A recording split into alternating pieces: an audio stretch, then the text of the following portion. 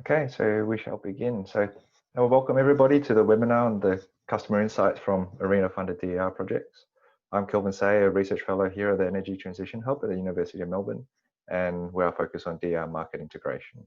So I'd like to first acknowledge all the traditional owners of the various lands from which we're joining this webinar, and then pay my respects to the elders past, present, and emerging. I'd also like to acknowledge that this webinar is being hosted by the Climate and Energy College and the Energy Transition Hub, and as part of a seminar series on consumer-centric energy sponsored by the Victorian Clean Technology Fund.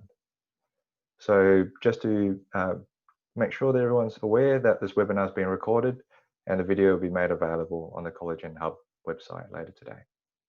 So in terms of questions, there'll be time for questions at the end of the presentation, and please submit questions at any time using the Q&A feature down below. You'll find it at the bottom of the screen. And also please upvote questions that you particularly like to be answered. So without further ado, I'd like to introduce our two speakers today.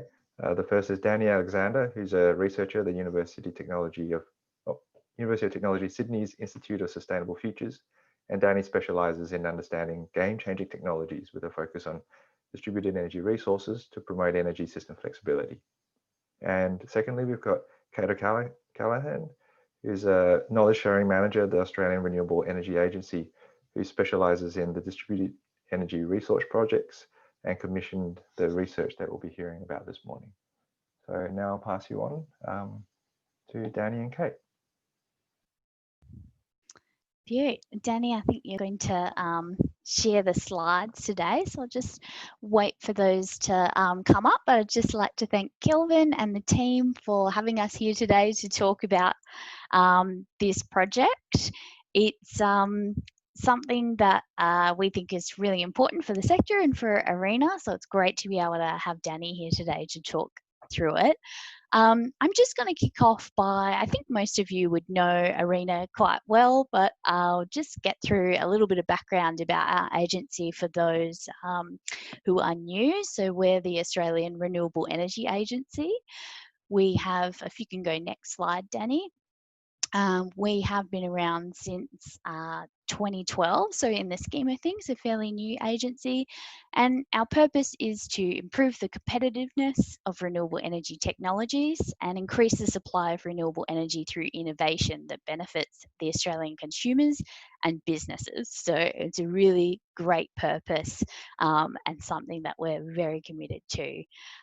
If we can go to the next slide, we'll talk about just briefly, we've got three key investment priorities that we look at ARENA. That's integrating renewables into the electricity system, accelerating hydrogen, and supporting industry to reduce emissions. The projects that we'll talk about today relate to that first investment priority around integrating renewables into the system, and specifically we're talking DER projects today. We can go through to the next slide. I'll have a talk about why we commissioned this work. So DER adoption is obviously, it's a customer-led activity. So understanding the customer is extremely important. Our DER portfolio is home to a lot of interesting projects and reports that contain insights on customer values and the customer journey, and they're at that project level. Those insights are kind of released as the project is rolling out, and they focus on that project in particular. So in early 2020, we commissioned ISF, the ISF team, to conduct a sort of deeper portfolio level analysis of our existing reports and customer insights across those projects. What we wanted to do there was really step above project level insights and look at what issues were common across all of our projects and how different projects had approached, I guess, customer values and motivations, and what they had learnt about that customer journey. Our aim was to help inform ARENA and industry on how we can better consider customers throughout our current and future DER projects. And we asked ISF to review knowledge sharing outputs from 19 ARENA funded projects.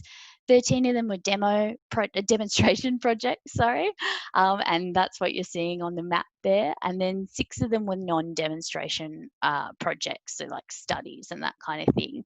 The demonstration projects involved about 1,300 residential customers who chose to have DER systems installed in their homes. So it was a nice cohort of people across all of those projects. So today we're lucky enough to have Danielle Alexander, who was one of the researchers looking across all of these projects and pulling out the insights. She's going to talk to us about the methodology that ISF used to pull insights from these projects, as well as summarising the key findings in 2 different areas. You'll see we had 2 reports that we commissioned. One's on customer values and motivations, and the other one on the customer journey. So I won't hold you up any further, Dani. Let's get into the methodology and the insights from the reports. Thanks very much, Kate, and thanks to Kate for her support on this project throughout. While we were leading this through the Institute for Sustainable Futures, the ARENA team, led by Kate, was vital for it being so successful. There was a lot of partnership through the project with the ARENA team, but also getting input from the projects themselves, so that has contributed to the findings a lot. And also, of course, Kelvin, for having us here today. So I won't spend too much time on us, but just for those who haven't heard about ISF, we're at the UTS Institute for Sustainable Futures, and we, I guess, pride ourselves as an interdisciplinary organisation, but also on our transdisciplinary research. And this is one example of that, working across research areas. We've been around since 1997, and this, as I said, this transdisciplinary project is between our energy research team, but also our learning and social change team. And these were the people who were involved, and really people are at the heart of us and the heart of our research. And so I'd also highlight, I guess, Professor Chris Reedy, who some of you may have come across or worked with, who's an expert advisor on social research. We really took this project on at the beginning of the year with this challenge in mind, which was how can we unlock and share customer insights from ARENA funded projects that will continue the growth of DER, or support the continued growth of DER in Australia. Understanding that the landscape is under transformation, and ARENA is playing a pivotal role in that, particularly in investing in DER innovation. And I've pulled a quote here from one of the reports that we analysed through this project from the University of Tasmania in their social science report, which was really nice to complement what we were trying to do, just trying to understand that there's a need for greater awareness and appreciation of the context in which households, and this I think is also relevant for businesses, make decisions about their energy. And it's crucial because you want to understand their receptiveness to DER and their DER preferences. So as Kate mentioned, there's 2 reports that we may, that hopefully you have access to, but we'll share as well after this webinar. And I think Kelvin mentioned that maybe I should spend a little bit more time on the former, so the values and motivations report. But of course, if you have questions about either, I can talk to that. A little bit about the methodology. For those that this type of thing interests, we used a 5-stage methodology using NVivo as our tool, which is a really comprehensive qualitative data analysis package. And we took that from an initial research review of the reports, then going deeper, coding systematically across those reports and projects, the customer insights, pulling them out, then producing 2 reports, as well as developing an evaluation tool, so this can be revisited in future years once more DER projects are completed. I'll spend most of my time talking about this report, which is the DER Customer Values and Motivations, which I think is really fascinating to investigate, because we really believe that projects will, having read the reports and understood the projects as they had been deployed, we really believe that our key finding is, I suppose, projects will likely achieve better outcomes by deeply understanding target customers before developing and communicating the DER product or project. So we could see across most of those demonstration projects that Kate mentioned that many experienced delays in customer recruitment and did not always reach their expected acquisition targets of those customers, I guess signing up as many customers as they thought they would at the beginning. And that to us just shows that there's an opportunity to better design DER offerings that appeals to a greater customer base. A caveat that I just raise here is that we understand that most of the projects that we analysed were on-grid residential solar and storage trials. So I guess applying this methodology to future projects or thinking about these findings for future projects, it's important to consider the nuance there of other contexts, whether that be a different group of customers, say commercial and industrial customers, or a different set of DER. So for instance, demand management or load flexibility. This was an example from United Energy from their project that told us what they were looking for when they were seeking customers, and it came down to a load profile. So that was really interesting to understand the different perspectives of the different customers, but also the different project owners as well. So in this particular case, they were looking for load profiles that were relatively consistent over a given peak period to address the network constraint in their project. So given that previous recommendation that I guess a deeper understanding of the customer base would be highly beneficial, we proposed through our research a values modes approach. So the values modes approach is based on Chris Rose's work, and it offers a simple method for understanding many customers. And we thought this might be a useful tool for future projects to consider if they didn't necessarily have the resources or capacity to do in-depth demographic analysis of their customer base before developing or communicating their DER product.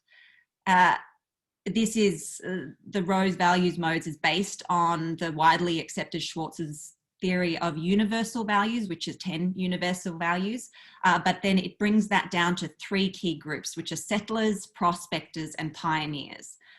And you can, there are many available tools that you can use to survey customers to get a sense of what type of modes you're likely to be, that are in your either target area or whether you'd like to target that particular mode in a broader geographic area.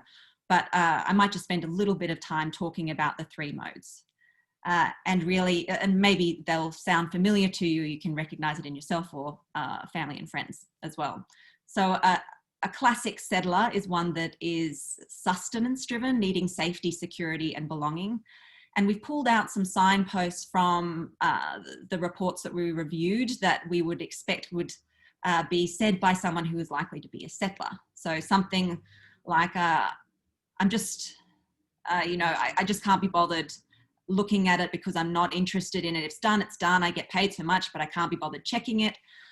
Or for instance, from a security perspective, I don't like other companies controlling my devices and money. Prospectors, however, are seeking success, including the esteem of themselves and others. And examples of this might be a customer that says that they are looking for really good options. So for instance, maybe even not investing in something now if they think that in the near future there's going to be better options available to them. They may actually hold off investing. Or for instance, in this case, in the Ergon Energy trials, someone who was using the solar even though they were recommended to leave it in bypass mode. They were using that for their own benefit. In the pioneers category, this is probably most commonly understood as your early adopters. They're focused on new ideas and self-actualization. And they may also go as far to be interested in, I guess, altruism. For instance, attracted to the holistically sustainable element of a proposal, or the community element of the Bruny Island trial. So next, given that I've talked about those particular groups, I actually have some more detail if you'd like to explore some of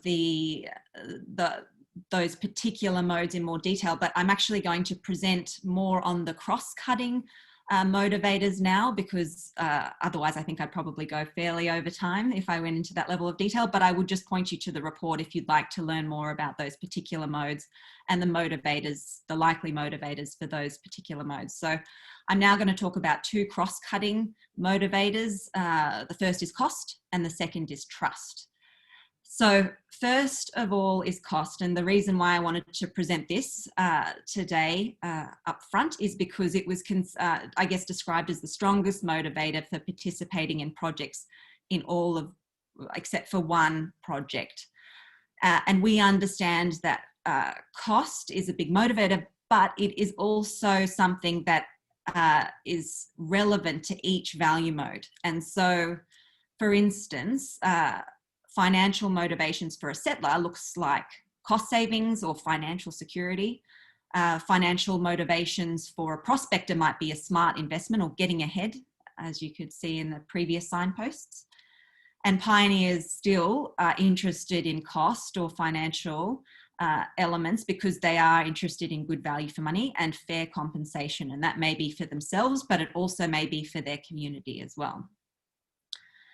And so in terms of cost as the biggest motivator, although that came out through all of the projects that we reviewed, we just wanted to flag that it's important to consider this across the value modes. And in fact, it may be that this should be communicated in different ways across different customer groups if they are likely to be made up of different value modes.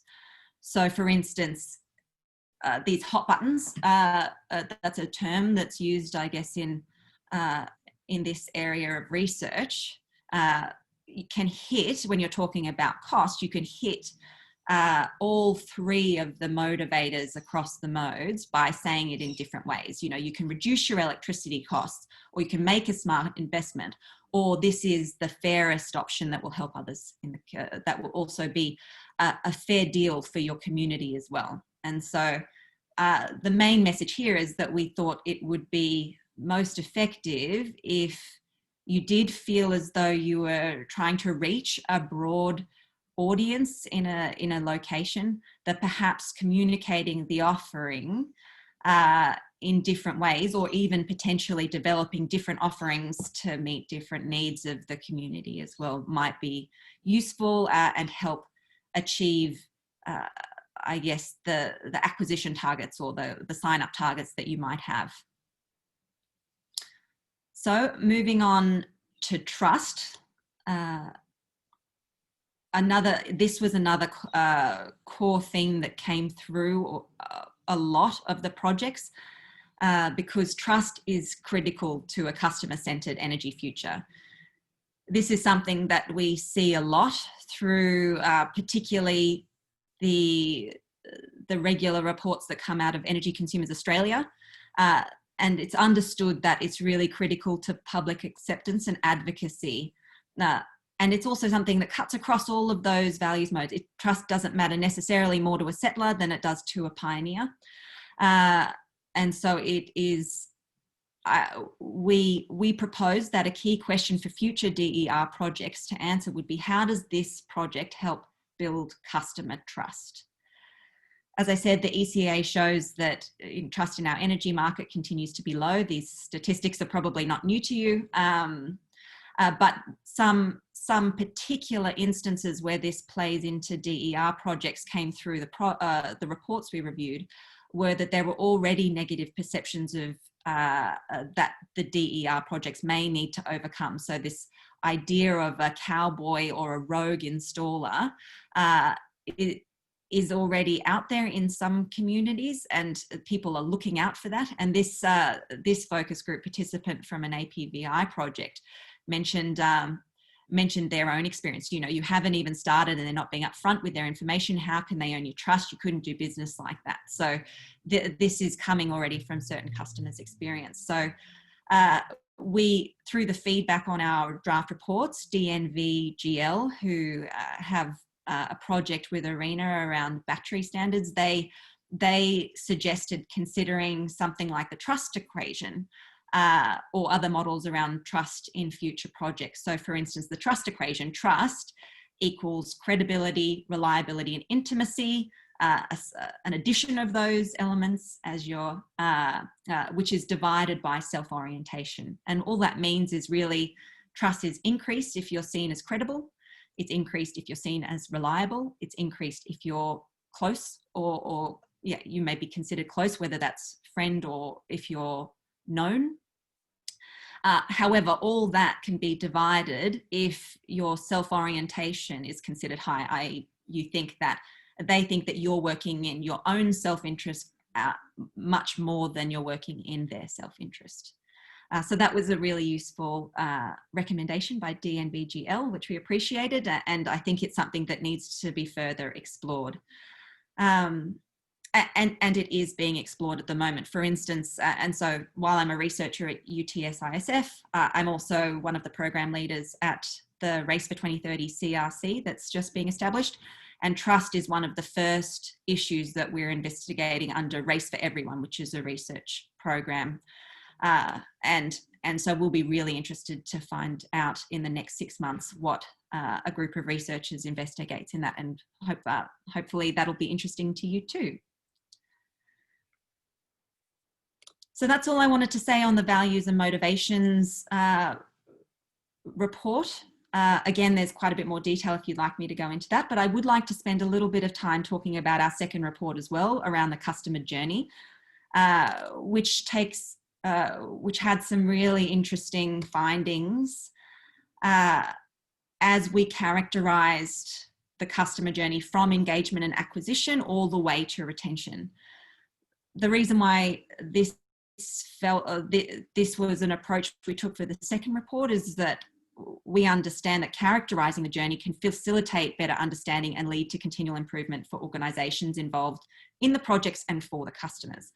And so that goes back to the first findings in the values and motivation report, I guess, in terms of facilitating better understanding. And this just breaks down the journey that a customer will be going along as they're involved in a project. Whether it's an ARENA funded project or one that sits one of your commercial contracts that would be happening all the time. So I won't go into too much detail here, but I did want to hone in, in the engagement and acquisition stage, because as I mentioned earlier, we did understand that there were delays and sometimes not the sign-up rates that were expected. So we had a lot of material on that to review. And we summarised the key considerations for success under that particular stage of the customer journey under 5 main points. And I thought this might be useful, given this has been maybe an area of shared pain or learning for quite a few projects. But the key elements of success that seemed to come through were communicating an offer and pricing it simply, addressing customer inquiries quickly and effectively, maintaining the resources that customers are using so that they're accessible and they're relevant and up to date, because of course it is it's a very quickly evolving sector, and so that information does change in very short periods of time, and also creating excitement, not just for the customer themselves, but also in the community as part of the engagement, and as part of that, particular successes often involved a local champion being identified and helping that project through that phase. and also through all of the phases. In fact, the local champion was really, if it's relevant, if you're talking about working in a community, that can be a really effective strategy for the benefit of both the company, but also the customers as well, and the community. We also identified 6 key ingredients to a happy DER customer. And I just, I guess this is reiterating the two of the points in the previous report as well: customer knowledge and understanding, and how we talked about values as a tool to develop that. So knowing your customers, who they are, and the values that drive them and motivate them, and then coming all the way around to earn trust, understanding that trust is critical in public acceptance and advocacy. The other 4 key ingredients that we identified were a clear value proposition, that where the benefits are clearly articulated for the customer themselves, market-ready products so that they can be deployed when you say they're going to be deployed, a smooth customer experience across the journey, and perhaps, I guess examples of success had a key and knowledgeable point of contact for when the support is needed. And in some projects, that point of contact, where this was successful, that point of contact was established at the beginning of the project, but in some other cases it emerged. It didn't necessarily need to be the installer. It may have been someone else in the project itself. So for instance, in the Bruny Island project, the University of Tasmania was, through their social research, was going into the community and asking the customers ongoing questions. So became a point of contact for those customers that was throughout the customer's journey through that program. There's also, I guess, an understanding that installation itself is a critical moment, and this idea of super installers, those who are well trained, knowledgeable, who understand the customers and the products, can really contribute to the success or challenges to the project as well. So that's a brief summary. I could speak for a lot longer, but I do want to leave a chance for some questions and answers from the group. I'm just going to spend a little bit of time recapping. It was quite a lot of content. I feel like I've been speaking for some time now and you're probably a bit sick of hearing my voice, but I would like to just go over the key points again from the 2 reports. So we brought that together. So overall, across those 2 reports, the 5 key insights that we found were that, again, DER projects can benefit from deeply understanding their target customer base before perhaps even developing the product, but at least communicating the product offering to the target customers. A values-based approach may be an effective way to engage and tailor messages to many types of customers. And we've suggested the values modes, the 3 values modes: settlers, prospectors, and pioneers, that's based on Schwartz's theory of universal values, as one that could be used quite easily without too much time and resource, if that's not possible. However, there are examples that are raised in the report that explain some more deep customer demographic analysis that might be useful if you do have the time and resource. Characterizing the customer journey can facilitate better understanding and lead to continual improvement. And I think while I explained some of the key findings for engagement and acquisition, if that is of interest to you, we have a similar breakdown of key insights for all of those stages across the customer journey as well. And understanding that it is a journey, I think, is really important, and goes to those 6 key ingredients to a happy DER customer.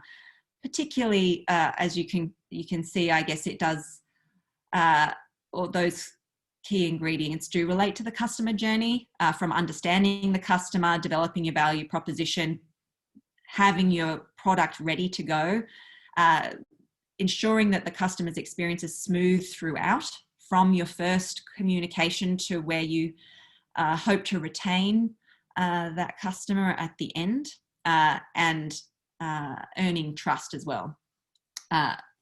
Sorry, I should have talked about super installers as part of that journey as well.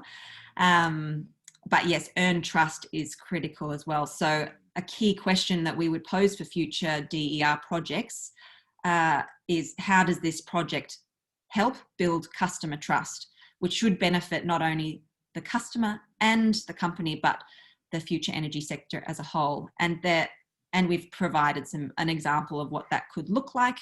If you're interested in delving into trust in more detail, there'll be some more research coming out soon, I think mid next year. But really the main message is that there are many ways that future DER projects can drive a more customer-centered clean energy transition, and we're excited to see that as it evolves. So thank you. I think that's everything from me. I've got a Q&A slide, but maybe I can leave the insights up in case that triggers some questions from the audience. Thank you so much, Dani and Kate. That was absolutely fascinating, just seeing how everything all maps out and getting this empirically backed and just reaffirming that like a good relationship is critical to all of this. So I'm just looking at the Q&A questions. So how we'll be doing this is, so for those of you who submitted questions, I'll be inviting you to unmute your audio and then asking your questions live. If you're not able to do so, I can ask your question on your behalf, but before asking your question, please introduce yourself and with your name and affiliation. So at the top, I'd like to ask Iari Sevelos I'll invite you to unmute and join us and ask your question. Okay, there you go.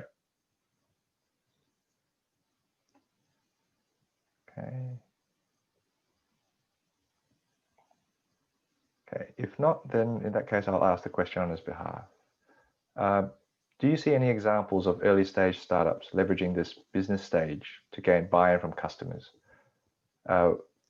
Were they only from the pioneer cohort?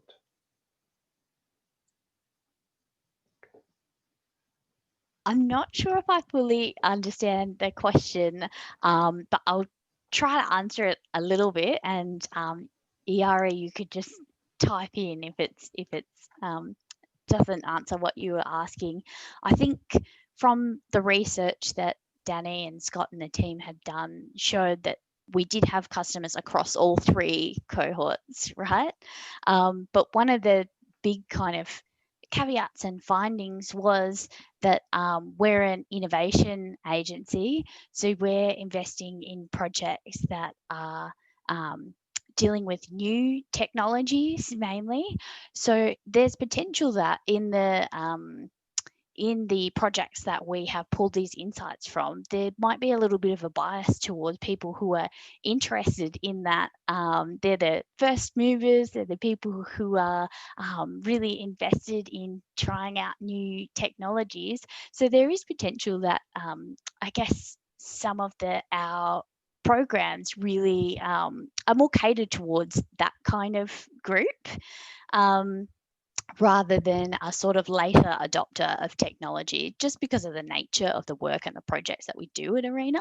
I don't know if you want to expand on that a little bit more, Dani, if I've encapsulated it all right.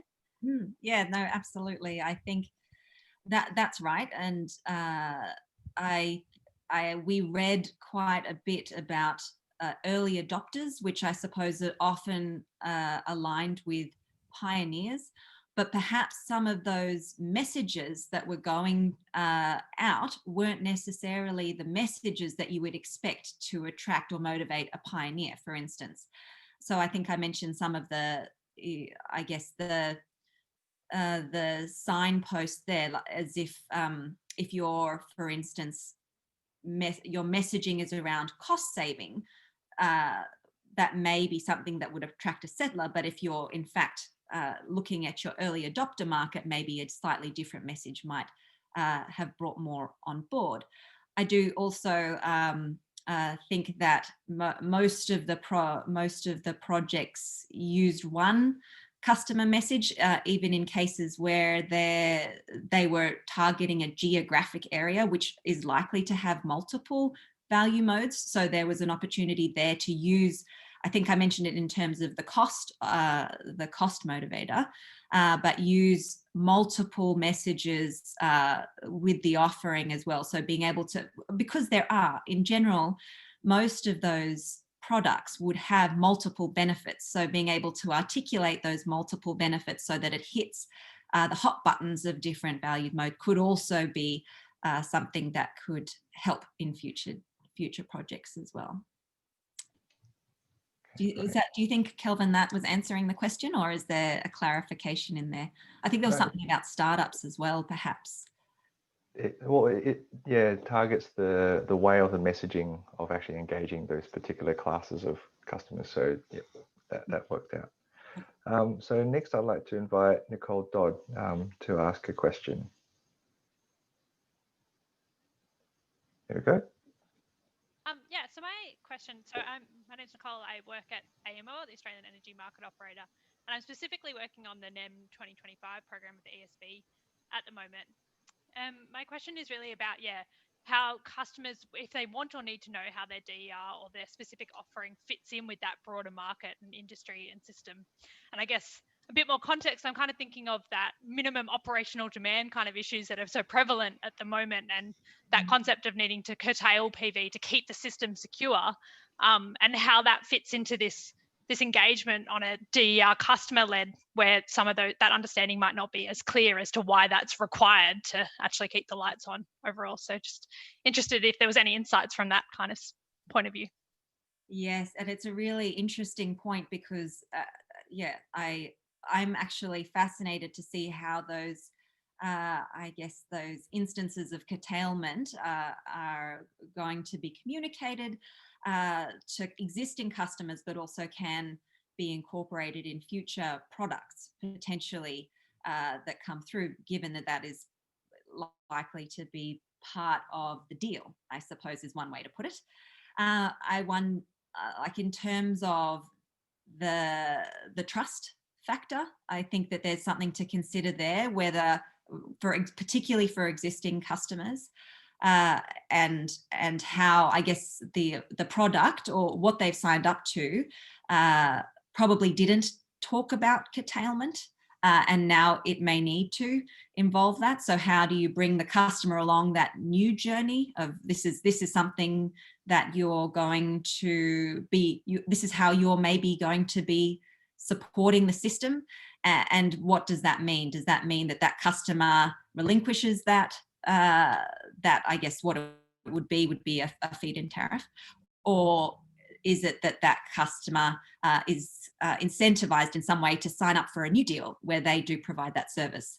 I suppose there's opportunity now with new customers that they will be signing up to the deal, and it's how that is communicated in the deal, so that they know that it is something that they can expect, and perhaps even understanding that it's something that is new and is not something that, for instance, if they've got told to install solar by their neighbor who is getting this deal, that they get this new deal, that they understand that there is a reason why that is different, and how it supports the system. Because, you know, I think what we found, and I'm just trying to find the reference here, but we found that in fact financial motivators weren't necessarily the be all and end all for customers, that they were actually happy to support the network if they knew.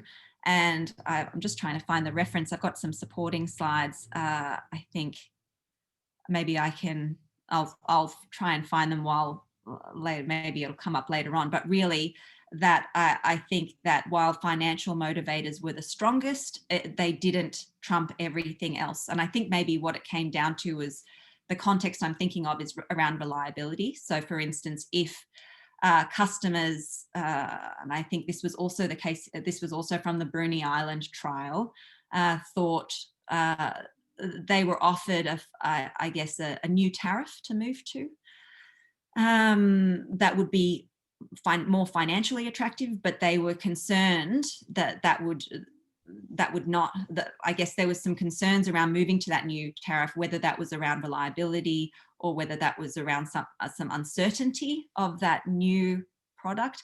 They in fact didn't take up that offer, even though it was quite clear, I guess, when you did the modelling, that it would be financially beneficial. Is that helpful, Nicole, or would you have any other follow-on questions for that? Because I think it's a really interesting issue. No, thank you. That was really helpful insight. I think it's about building that picture every time. And I think your point about bringing the customer on the journey for as it changes as well. I mean, we're learning a lot of different things about how the system fits together as we go and from these learnings, but it is bringing everybody on board with that conversation. And I think it's a really interesting point that customers may not move into it's I guess getting the motivations aligned so that the financial incentives do actually fit with the requirements for the network as well. Yeah. Thanks. Thank you. So I'd like to ask Neil Marshman to ask a question, please. So this has to do with about what not to do. Great work and a great presentation, really clear. And with a bit of hindsight, it just sort of appears that what you're talking about is so logical. So my question is, what are the learnings about what not to do, or what was the mindset that was driving it in the first place not to deliver the right type of outcomes? Well, that's a little bit tricky for me to answer on behalf necessarily of all the projects that we reviewed. Kate, do you have anything to add there? And then I could give a perspective on a particular project that I've been involved in. Yeah, I think again, hard to speak on behalf of the projects, but I think one of the things that was really interesting in the analysis that the ISF team did was when they looked at the customer journey, and you can see it if you dive into the report, they specifically looked at what worked and what didn't for each stage of the project. So I think if we kind of like dip into the what didn't work part of some of those stages, that's really the content that will answer your questions. So for example, in the customer acquisition phase of the customer journey, having multiple and complicated customer offerings instead of something a bit more streamlined and simple is obviously an example of what not to do and what can go wrong in some areas that can really slow down your customer acquisition if you've got too much complexity and too much choice. You could probably speak to the what not to do or the what didn't work sections probably a little bit better than me, Dani, but I think that's a really good resource to go to for the what not to do, looking at that customer journey report. Yes, and that's, I don't think, Kelvin, I'm sharing my screen anymore, am I? No, that's right. So yeah, just to go, I had a couple of those slides in the appendix of the presentation, but yes, as Kate said, in engagement and acquisition, there was, I guess, some of the what didn't work were complex messaging and jargon and providing too many options, but also some of the other, I guess, process elements like network connection approvals. And we mentioned the point of contact. So if that point of contact for the customer changed over time or wasn't a personal contact, that was not as effective. And that also led to lower levels of trust as well. On the installation side, there were also things that were not successful. And some of that was around, I guess, the planning component. So underestimating the speed, complexity and cost of these types of projects. And maybe as an overarching comment, as Kate mentioned, the projects that we were looking for, of course, to be funded by ARENA really had to be at the cutting edge. And so they're learning by doing. So hopefully by learning by doing, we can take that learning and give that to others. So we can build upon and not continue to make those mistakes again. So as an example with installation, there were often repeat visits when things didn't work, the app wasn't turning on, we weren't able to access the network support services, etc. And then in terms of operating and maintenance, there seems to be some space to really to build those roles and responsibility across the customer journey as well. So who has, and maybe also, again, going back to having that one point of contact that the customer can always talk to throughout the whole journey, making sure everyone is trained not only on the technical side, but also, I guess, on the customer engagement side as well. And in terms of retention, I think this was something that wasn't explored as much because, of course, we're talking about projects that have just reached completion and haven't gone through a full retention phase, really, where you're talking about years of an operation. But really, I think thinking about legacy is important, and how customers will be supported beyond a project once it's installed, because that does affect long-term trust as well. So I think those were the main points that I pulled up from those parts of the customer journey. Does that answer your question, Neil? Yeah, that's good. I think sort of my takeaway summary is that in some places there's possibly too much engineering and not enough people, and in other places the engineering wasn't done sufficiently well. So it's about getting the engineering right in both the social dimension and in the project management dimension. Yes. Yes, having the value proposition as well as the market-ready product, both are critical. Unfortunately, you can't just do well in one and forget about the other. Yeah. Great. Thanks. So Mitchell Watson raises a really interesting question, so I'd like to bring them forward. Okay, go ahead. Thanks, Kelvin. Hi, Dani and Kate. Mitch Watson, DELP in Victoria. I'm interested to understand whether your research uncovered any correlation between community type, size and scale and trust, and then favourable outcomes in projects. So I know you've mentioned Bruny Island, which is, a closed, tight network of community members, and how that compared to, say, metro projects and their outcomes. Do you have any insights to share? Yes, we did. We did, as you say, there was a range of trials, and some were in, I guess, located in specific communities like Bruny Island, but also some of the, I guess, the developer-led studies as well were looking at particular communities, and it was really interesting to see, I guess, a comparison there also. So I think there's a point in the report where we talk about, I guess, how customers were targeted in those trials, and we broke it down into, I guess, 3 different types that we could see through the reports. So that might be something to look up in the report as well. I think we call it, I guess, apples and oranges. It's a bit difficult to compare when you're talking about, I guess, an urban trial, say, for instance, in Adelaide versus the Bruny Island trial, which in some ways is, I guess, community-led.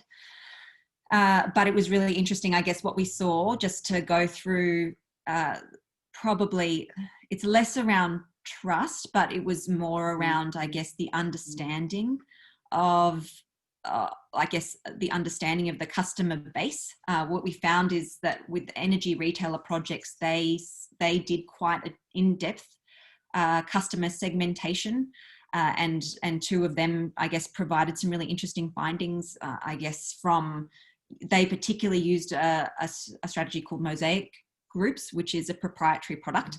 And so there's some nice graphics there of how they've broken down those groups and understood them.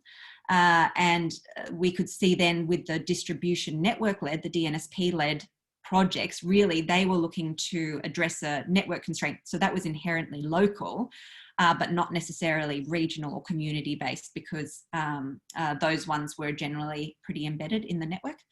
And then there were community and those, I guess, those projects were looking for a really high conversion rate, as in an uptake or an acquisition rate, because they were trying to address a network constraint. So the amount of customers that they needed was quite high. So for instance, in the project that I worked for on Networks Renewed, when we were working in New South Wales, we were looking for a 30% uptake rate, which was challenging, even with an attractive product. And I think that's a case where being able to communicate the product in multiple ways might be really helpful, given you're trying to get so many people in a small area on board. And then I guess what we could see is that the community or developer-led projects that involve the customers in design seem to have a really good or an in-depth understanding of their customer base, which made it a bit easier for them to design the trial according to those customers' needs. However, I'll caveat that with not many of them were necessarily demonstrated. But the process was represented in, I guess, the reports, and the level of understanding felt like it went far deeper.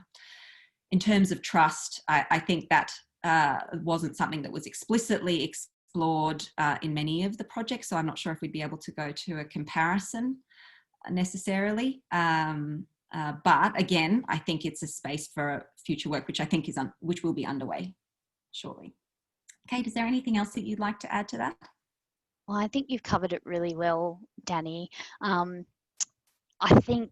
I guess touching back on your point about community champions and tapping into that local champion, and that being a key learning for when we do have a community-based, very specific local project, having that champion and that person who's already trusted in the community to help with the communication and development of the trial is a really good way of kind of building that trust. Whereas when we've got quite a lot of projects that are looking at customer acquisition across multiple networks, and thinking about some of our future projects and ones we have on the board now.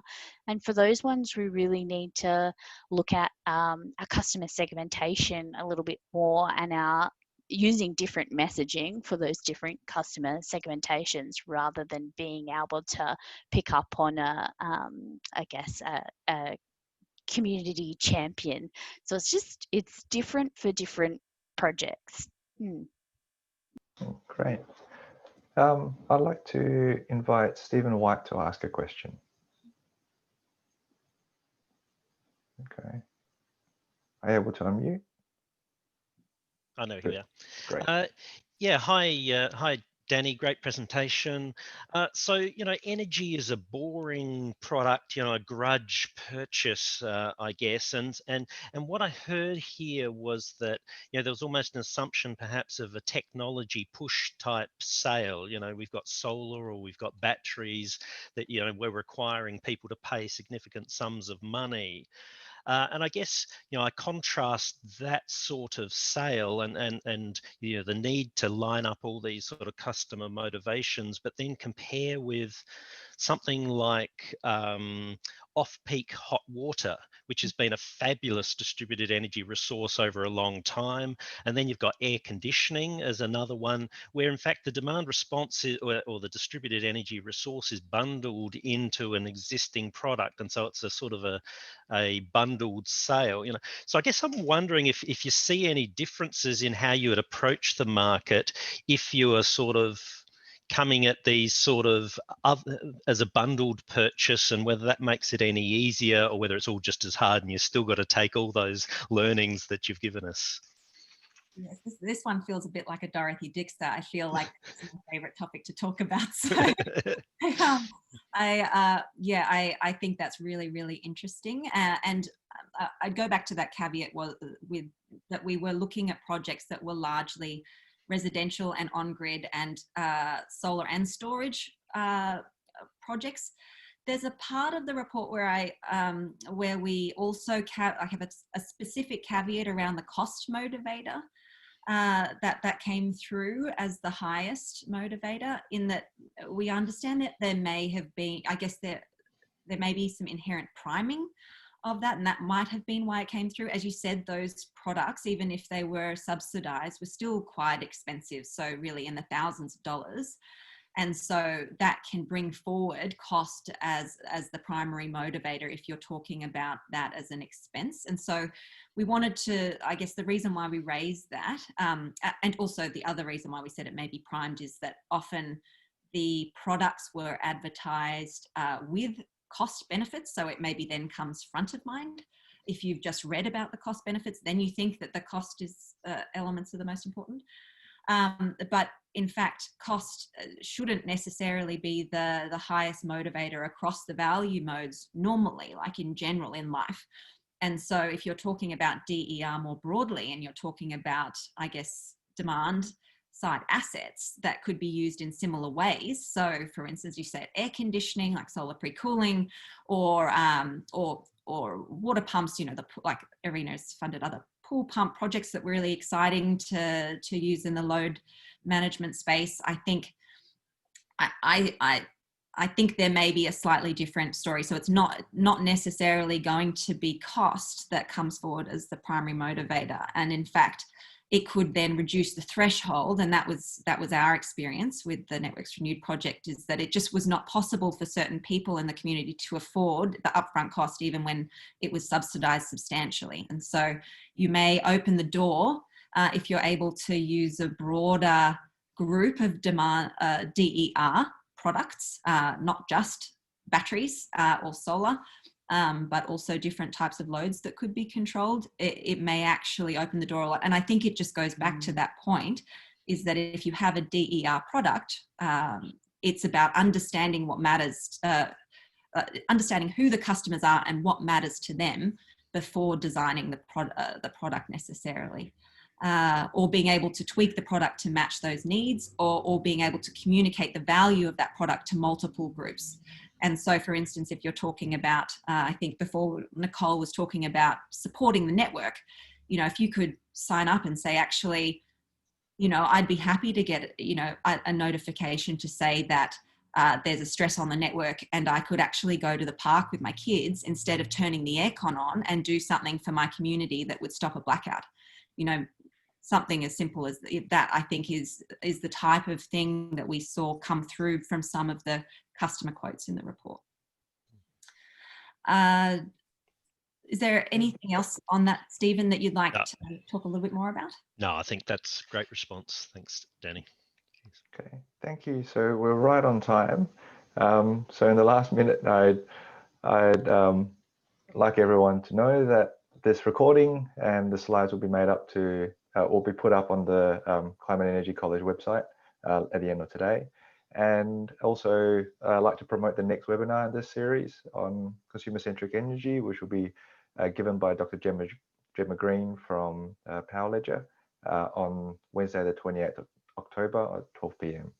So I'd like to bring the webinar to a close, and thank you very much, Dani and Kate, for presenting and actually just sharing all the knowledge and the research that you've been doing. It's wonderful to hear and validate these ideas, which will just mature the entire offering going forward.